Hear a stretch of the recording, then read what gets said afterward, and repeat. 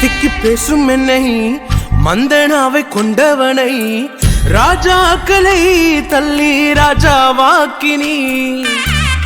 அழைப்பே இல்லை என்று அழைத்து சொன்னவர் முன் அரியணை கொடுத்து என்னை அரசனாக்கினே. நீர் மட்டும் இல்லைனா என்ன நான் செஞ்சிருப்பேன். எத்தனையோ பேரை நம்பி ஏமாந்தும் போயிருப்பேன். நான் ஜெபிச்ச ஜெபமெல்லாம் வீணாக போகவில்லை. நான் விதைச்ச விதையெல்லாம் தரிசமாகவில்லை. எப்போது எப்போது காத்து கிடந்த மனசு சத்தியத்தை பித்து புடிச்சு தேடின அந்த உசுறு.